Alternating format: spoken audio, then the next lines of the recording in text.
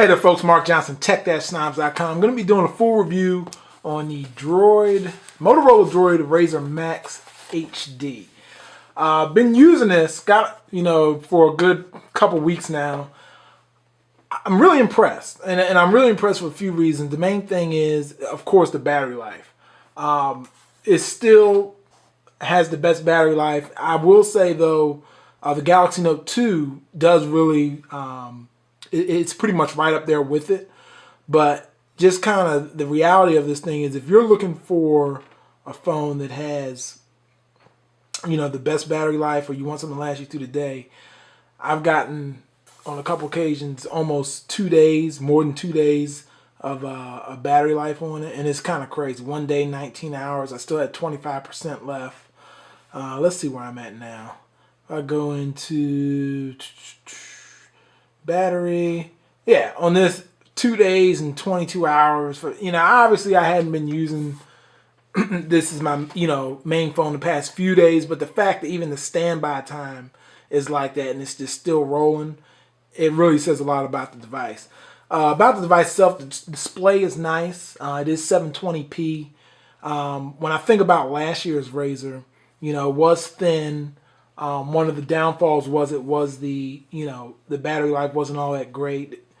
And with this one, I think it gets the whole package together. You got a nice screen, you got fast processor. It's a dual core, but for the it does everything I've tried to do, and I haven't seen it necessarily do anything major hiccups.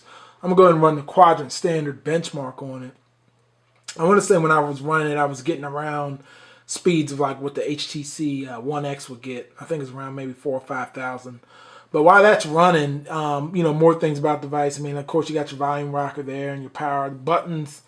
The quality of the phone, the materials used is just overall is very nice. I mean, it's got some heft to it, but it's not, it fits in your hand well, and it's got enough, juice and overall features just to kind of make a very nice overall package. Even on the bottom, it's got little screws and so forth, kind of just holding a nice phone together. So definitely like what Motorola has done. On-screen buttons on this one, no capacitive buttons, so everything is just based on the screen. Also, some other things, of course, is 4G LTE on Verizon. I don't believe this one's unlocked. I didn't try that. Some of the newer phones are. So here's the Quadrant Standard. Yeah, so this one, just above the HTC One X. I don't know if I can get that on camera here. But yeah, nonetheless, it's 49.13 on Quadrant Standard. So, that is what it is. I mean, but for the most part, fast enough. And honestly, the OS, it's a lot like stock Android, but there are some things about it that, that Motorola's tweaked. And I think I covered this before, especially like on some of the other Motorola devices that came out this year, such as the Atrix HD and the Droid Razr HD, Razr M, excuse me. And those are really the same kind of OS which is on this. It's really nothing, it's got this little spindle widget with the weather and the battery. So really not a lot has changed if you've seen either of those phones. I mean, I think what really stands out on this mainly is you're on Verizon. You do have the 3,300 milliamp hour battery, which is still the biggest battery you can get in any phone today. And all that rounds out to be $299. And that's kind of like, the price is, I think it's still high. I mean, when you look at this in the Note 2, the Note 2 is at that price now. So I wouldn't be too surprised to see this have a price drop soon. And I say that because, yeah, this has a bigger battery than the Note 2, but Note 2 has a 3,100 milliamp hour battery. So it's kind of like, you get way more features on the Note 2 with the screen and the S Pen and some, other features on it that you do not get here. But you do get the Motorola Smart Actions. And they had this last year with some of their phones. And it's pretty cool, it detects where you're at. When you get home, it will put your phone on vibrate. It does stuff based on GPS and certain notifications, time frames, all kinds of cool things.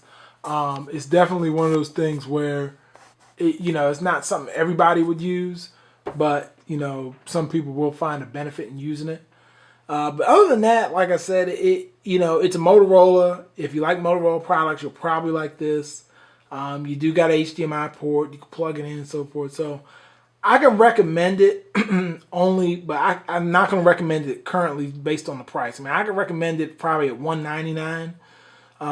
They just dropped the Droid Razor M to $49. So if they got this to maybe around $149 or maybe two, because even $200 is kind of like, there's still some other products out there that kind of make this a tough sell. Especially if your Galaxy S3 is still selling, I've seen that for $100. So I think $149 to $199 max. This is a great deal. And honestly, if you're in it for the battery alone, if you just need something that's gonna last all day, nothing still beats this. So more coverage at tech-snobs.com. Be sure to check me out on Twitter, also on Facebook.